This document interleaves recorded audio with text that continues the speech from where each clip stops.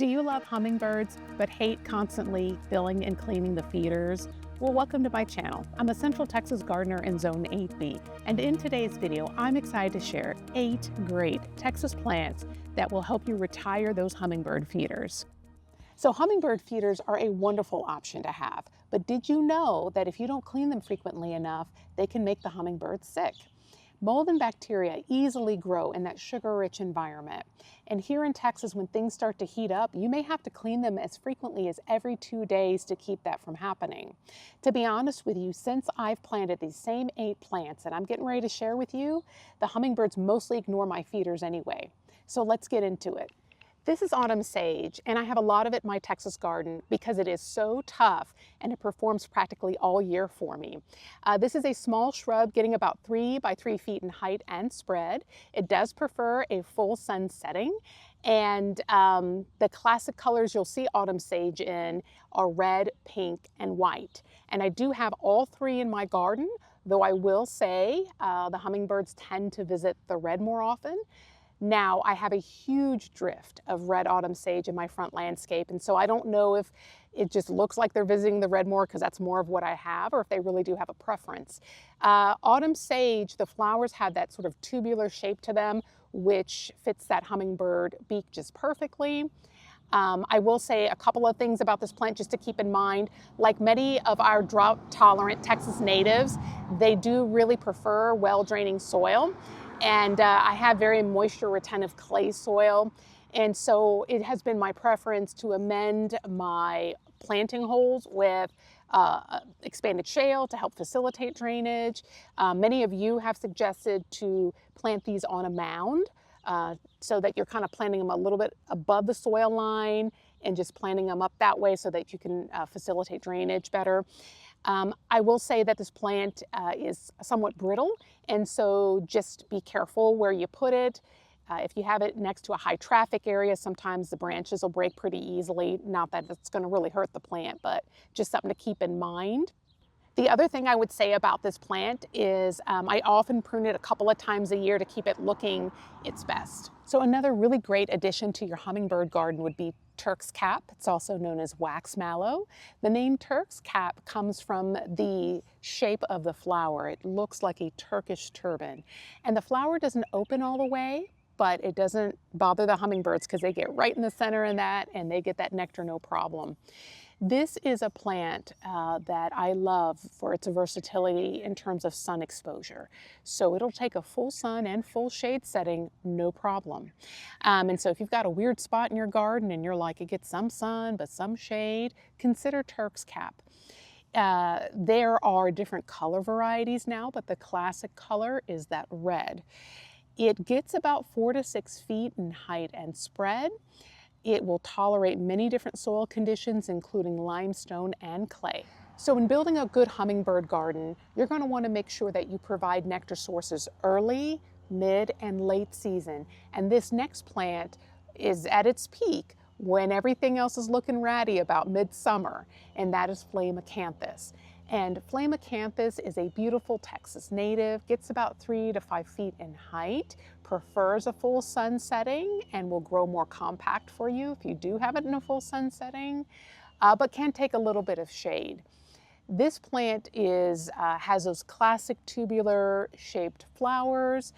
The classic color is the red, though there is an orange variety called Benny's Gold, and I do have both in my garden.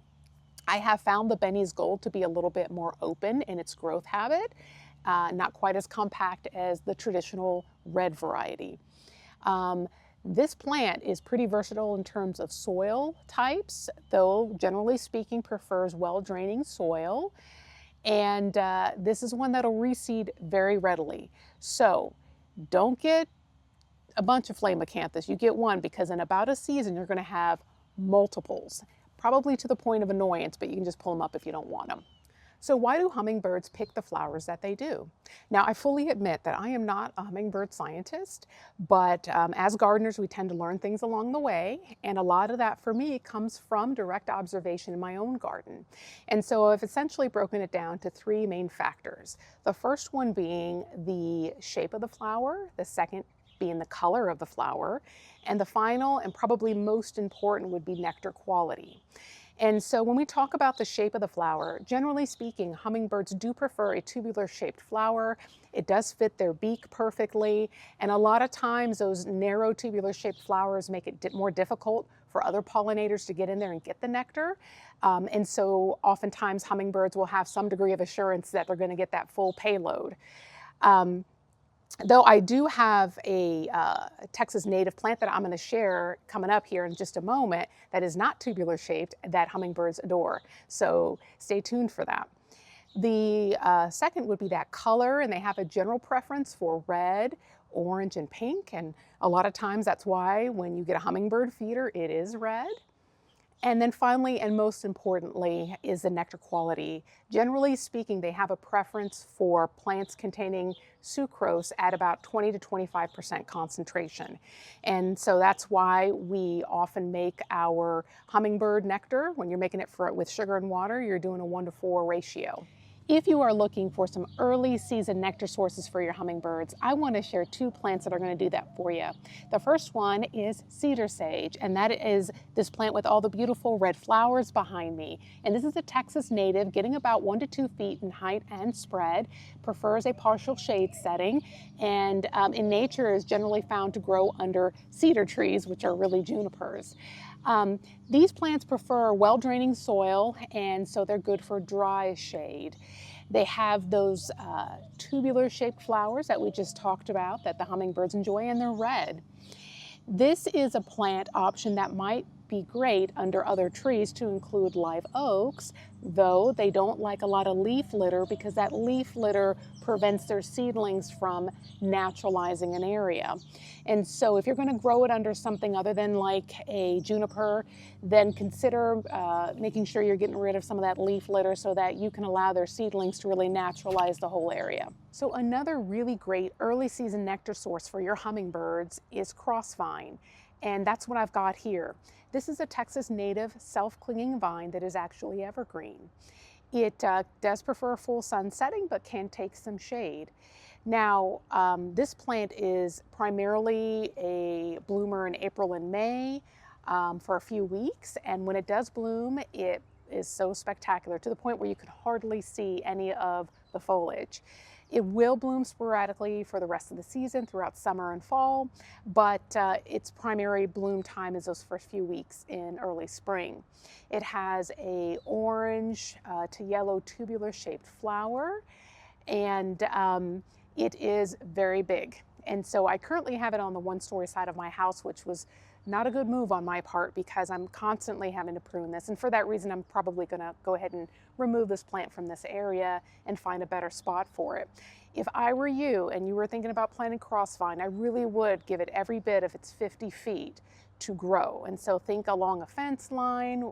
Hopefully maybe not your neighbor is going to mind it growing over, but think a fence line, a pergola, an arbor, something like that, where it can really have some room to reach its full length potential. So this next plant is a native wildflower called standing cypress.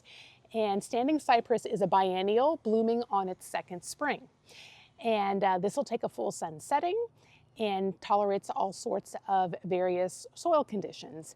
Now, when I sowed my first standing cypress seeds, I did it in the fall, and I did have a small plant germinate, and it's like a small ferny rosette, stays low to the ground.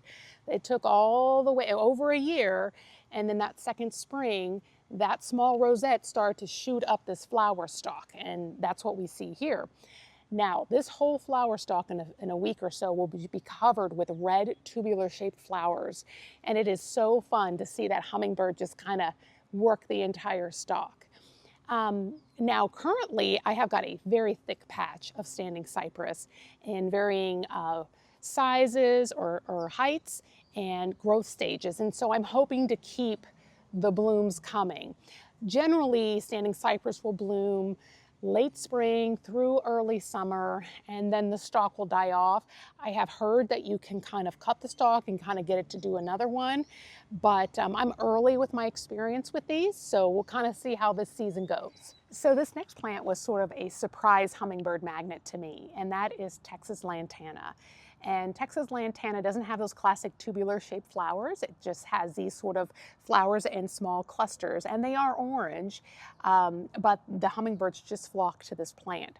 It is a Texas native that is very low water use, and so it's great for a drought tolerant garden. It prefers a full sun setting, though it can take a little bit of shade, and it gets about 3 to 5 feet in height and spread. And so there's a lot of size variability with this. And matter of fact, the plant behind me here, this is just one plant, so you see how big that is. Texas Lantana can tolerate lots of soil variation from clay to limestone, and so it's a really easy plant to have in your garden for your hummingbirds. So this next plant that I want to share for your hummingbird garden is actually a tree, and that is the Desert Willow, and that's what you see behind me here. And the Desert Willow is a native Texas tree that is deciduous. It gets about 15 to 30 feet in height and about 15 to 25 foot in spread, and it has these little narrow linear shaped leaves, kind of like a willow, hence the name Desert Willow. It also has these beautiful pink to purple tubular shaped flowers that start about mid-spring and go all the way through the fall. So you really get a long bloom season for your hummingbirds with this tree. Now, we had a lot of rain recently and some heavy winds, and my desert willow actually is sort of front heavy, and it started to lean and uproot from the back side closest to the fence. So we've had to sort of jerry rig it for now, and we'll have to come up with a better solution to help this tree do well. So if you are looking for a low maintenance, drought tolerant plant for your hummingbird garden, I want to share red yucca with you, and that's the plant you see right here. And red yucca is a Texas native. It is not a true yucca, but acts a lot like one. The base of it remains evergreen, so all the foliage at the base remains evergreen. And that base gets about 3 foot in height and about maybe 5 foot in spread. You can see the flower stalks extend the height quite a bit, maybe 6 foot or so. And the more established these red yuccas are, the more flower stalks they put off. And you can see the hummingbirds in the morning and evening just kind of working that whole stalk. This is a plant that really does need full sun to do its best, but can take a little bit of shade. They really also need excellent drainage. Once I got these established, I mean, even in getting them established, I hardly had to water them at all. And so this is an excellent plant for your drought-tolerant Texas garden. So one of the biggest questions I get asked on this channel is what sort of plant to put in what sort of setting. And in today's Garden Helper segment, I wanted to share 2 free resources with you that will help you answer that. The first one comes from the Native Plant Society of Texas. And the Native Plant Society of Texas already has a wonderful website. And they do actually have a plant database that will help you search plants based on your ecoregion, your sun needs or sun exposure, soil conditions, size even. So it's an invaluable resource to help you find just the right native plant for your garden. Another resource is from the Texas Parks and Wildlife Foundation, and it's their new app called Wild Thumb. And Wild Thumb, a lot like the Native Plant Society of Texas, will help you search plants based on your ecoregion and sun exposure and so on. But they also have a few other tools on that app that will actually help you design a garden bed and actually search for local native plant nurseries. So those are 2 great resources that will help you build a beautiful garden that will support not only hummingbirds, but other pollinators. I also wanted to ask what your favorite hummingbird plants in your garden are. If you could leave that in the comment section below so we can all learn, that would be great. And I hope you guys enjoyed that video. Until the next one, y'all take care.